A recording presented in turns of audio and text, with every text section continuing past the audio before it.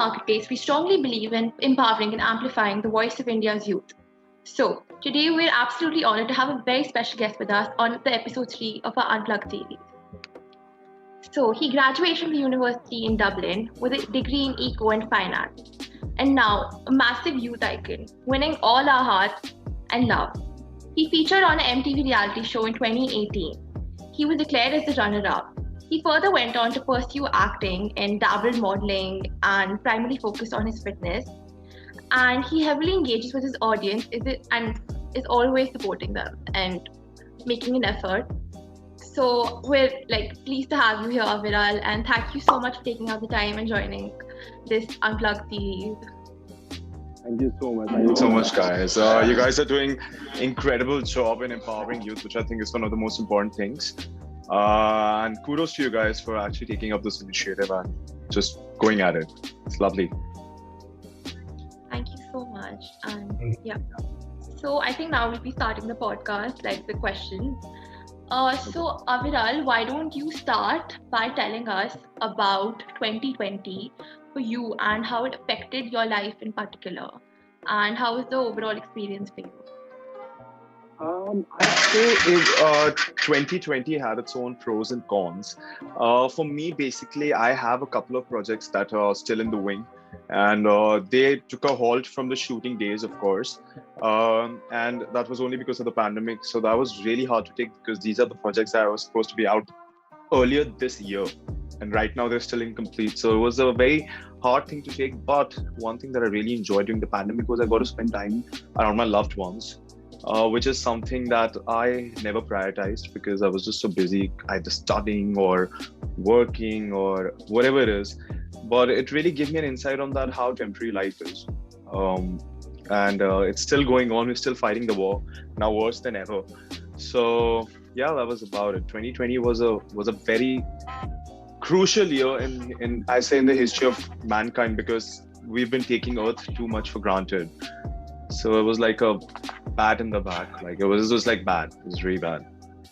That's very true. And what would you say is one skill or some interest you picked up on during this year that we had to stay at home? I actually started cooking, which is something that was something that I really wanted. Now I always could cook eggs and basic stuff, but I really wanted to try new things.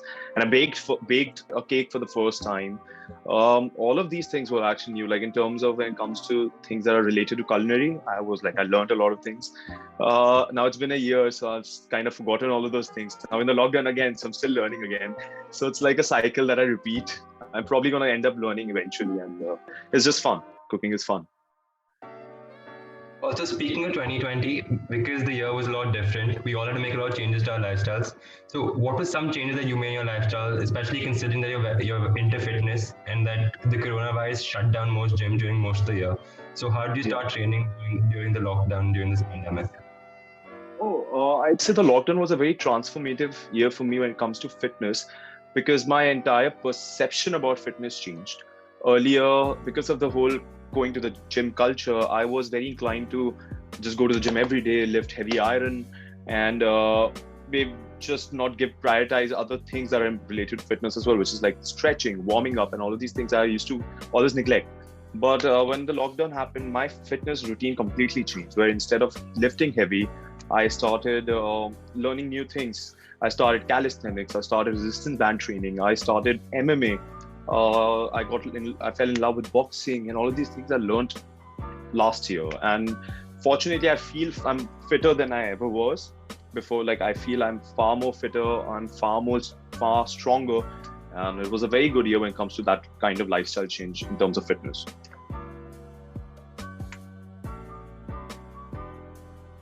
What would you say? You said that it was really great for you and you transformed completely. And you took the good side of the lockdown and transformed yourself. What would be some tips and advice you would give to people who find it kind of hard to, even get out of bed or just move around, go for fresh air? Some tips and advice, especially now since we're in lockdown again. It's a very basic motivation advice that I always give, which is when you die, when you end up being put into the grave, the only thing that comes with you is your body. My father, my mother, my parents, my friends, these people won't come with me to my grave, right? So the only thing that's going to be there with me is my body. So it is my utmost priority in the world. I think there's nothing that you can prioritize more than your body, your mind, yourself, right? So that is something that I always tell, that you've got to work. You're just talking to you right now, my body is doing so much for me. It's helping me coordinate, it's giving me energy to perform these functions. I can talk to you, I can smile, I can do various emotions. So my body is helping my case in that. So it's my responsibility to give it back to it. What I can do right now, I won't be able to do 20 years from now. So might as well just go ahead and learn new things, change your fitness, change your regular or classic fitness routine that everyone follows. Change that. Just bring in new things, make it exciting, but make sure you do it. I think you inspire a lot of your fans also to go out and work out. I've noticed on your Instagram. And one thing Like- I would like to, tell you is that we have like so many influencers, TikTokers come on Instagram this year, and everyone just making the best of social media. But for you, you've used your platform for like the social good, like you're reposting suppose COVID resources, or you're talking about you have an IGTV for the boys' locker room, or any social like issue going on. You feel the responsibility to come and talk about it, and not a lot of the other influencers do. So what do you have to say about that? Because I think the word influence, it's about influencing people the right way, showing impossible forms of beauty on your face, or showing products that not many people can afford. Not everyone can afford that Zara bag you're showing on your social media. Now, I'm not saying I don't work with brands, I do, right? But I make sure that influencing, when you have that power, it is not about showing forms of beauty or healthcare, all of these things which are not probable for a normal human being. If someone's not good looking, you shouldn't be throwing it at his or her face that looking beautiful gives you attention. That is what basically social media does, right? If I'm not a good looking human being, I see someone who's good looking and everyone's giving attention to that person, but no one's giving attention to me, I myself will feel inferior. So that is something that I really hate about social media. Now, that's the cons of it. It's the cons of basically the entire digital platform. It's just you disconnect from reality. So yeah, I believe influencing, that is what I believe is influencing. Tell them, I post every day about COVID. Every day I'm on my Twitter, every second. Even today, I actually gave out to influencers. I don't know if you guys watched the story, but I was like, it's just the right time for you to actually use your engagement. What are you doing still sitting there? There are like 500,000 people who can have direct access to you. Do you know how many lives we can save with that? A lot. So you just gotta change the word influencing. It's been taken for granted. That's very well said. And I think another thing that we all want to know is, you started your adult life as a finance student in Dublin. So how did you transform from a finance student in college to being a social media influencer like you are now, helping other people achieve their goals? I just always believe that when I'm working in the capital market, I am usually every second of working there would have been about greed for money. And every second of me working there isn't something that I'd be passionate to do, but I'll be doing it because I'm going to get a lot of money. Becoming an investment banker, that's like you make a lot of money. But then if I'll die on that day, like say I get a job and the next week I'm dead or whatever, there'll be like just 5-10 people who probably attend my funeral, my family, but that's it. But when I leave this world, I want to leave a handprint, like a proper handprint, footprint, whatever you say, and that if I die, people get affected. That which means I would have done something for them. And that was my only motivation. I think I'm a young person, and if I can start today, I'll be able to change a lot of lives eventually. That's really inspiring, and you have an impact on so many people, and you've got to give that to you. Another question, as Rahul mentioned, that you started in the finance and economics sphere, and now what would you say is one financial advice you would give to the youth of India, or any how about handling our money, since we're all really young, and it's really important for us to go into the world independent and able to handle ourselves well?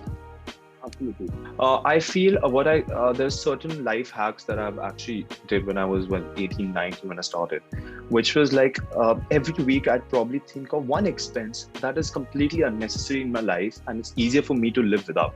Say if I order myself a packet of biscuits every day, for like $20. And if I can live without it, that's 20 rupees saved. Okay.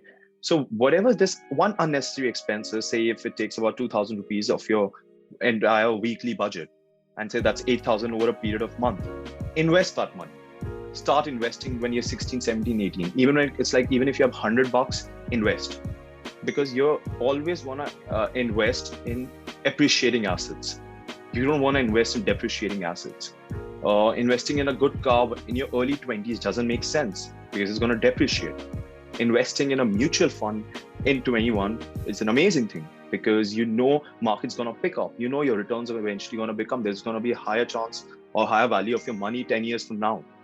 So these are things like just even if it's like $100 invest, always take out your money for appreciating assets or your necessities when you're in your early 20s, And sorry, one more thing, like if you live like rich right now, you'll be broke in the future. If you live like a broke person today, you'll be rich in the future. That's the whole theory. That's true, and I completely agree with you that investing is so crucial right now, especially for the young people.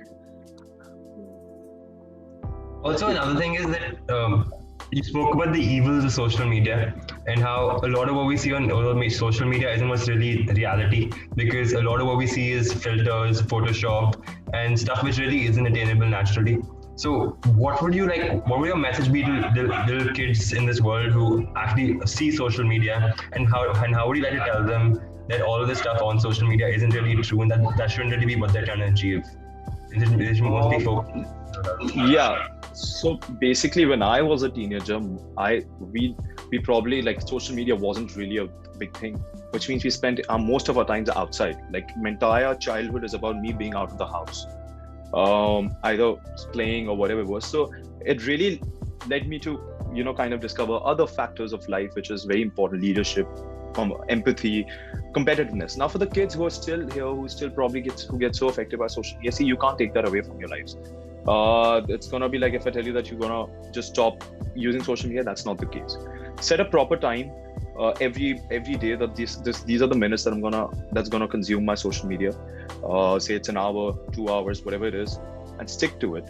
Like no matter what, stick to it and realize that whatever you're seeing out there is false. It's a lie. Anything that you post for public consumption, you're very careful with that. I'm saying that as someone who probably has access to it, has access to people. So I'm very conscious of what I say, which means that it is not something that you need to look up to. Look up to the people around you, your parents, people who work for you. Go outside, see the world, see how the world actually works. It's far more difficult than it actually seems like. Also, I wanted to ask that you are very interactive with your followers and your fans, and you keep motivating them to go out there and make something out of themselves. So I've never seen someone who interacts with their fans so much. So why do you interact with your fans and this much? What's the reason behind it? Maybe? I really care for my country. I really care for my country, and I absolutely love this country. And I believe that if I can influence some people who are like future leaders of our country and can make a difference, you start today, you start young. You don't decide at 26-year-old, as a 26-year-old, okay, today I'm going to start making a difference. No, you start young, these small things, little things for your own small community, then you can work for your district, then you go for your city, then your state, then your region, then the country. So that's how it works, right? So you'll have to, you need to, because we as Indians, we have so much potential. It's just crazy how we still haven't been able to utilize it to the potential, but we are getting better. So just hope this thing gets better soon, the whole pandemic. Yeah. Very true. And also, I think you signed a new project for Netflix. So would you like to talk about it, or do you want to keep it private? It's up to you. No, we're actually doing an adaptation of the Spanish high school drama Elite, and I'm playing one of the Wow. characters. Yeah, and we've shot about a month of schedule. We still have 2 months left. Now we were supposed to shoot this month, which again got delayed because of the lockdown and the rising number of cases. So hoping to wrap that up by the end of this year and see whenever it comes next. Because this, as I said, this pandemic's hit the industry pretty badly. The entire industry, like shooting, is getting stopped. People are getting caught up. But then again, I don't want to complain about work when people are dying. So that's okay. That's all right. But speaking of like your work, I've seen Elite. I absolutely love that show. So what character are you playing? And you can just like tell us about your experience working with Netflix, because Yes. Netflix is like the big, you know. Yeah, so they've actually added a character for me. They've put in a character for me, and it's not in the original Elite, which makes it a very character, and it's amazing because then they've been able to play with my character very well. And I love working with people who can just give me more challenges as a character, like that I have to really dig in deep and live that character. I think that's beautiful. That is what drives me every day to work. So yeah, it's a new character, and yeah, I hope like we're gonna be able to release it soon. That's great. And yeah, so thank you for being a part of this podcast. It was wonderful to interact with you and hear your story. Yeah, And we're so looking forward to seeing you on the big screen. And of course, you have all our support and love. And thank you yeah, so much, thank Tanya. Thank you. Yeah. Thank you very much. Though I will last add to this, since like you guys gonna release this. This probably because see, I'm a doctor's son, so it's a very difficult time for me to actually talk about these things. But do whatever you can right now to make our country in a better state, because believe it or not, there are lives getting lost every day, and we're still not serious about it. We're remorsing over missed birthdays. We're talking about how we couldn't go to work, but the fact is that there are real people who are dying now. It's not a hoax anymore. So please do your part to make sure that we recover together, because I can't see some living being get hurt, but it's right there in my face every day. So that's a very difficult thing for me to see. But yeah, I hope everyone, all of us, make it through stronger and in a better state. All right. It's so true. It's very well said. Thank you so much. Really It was amazing having you here with us. Thank you so much, guys. You guys are brilliant, and you guys are doing a great job. Be safe, and lots of love.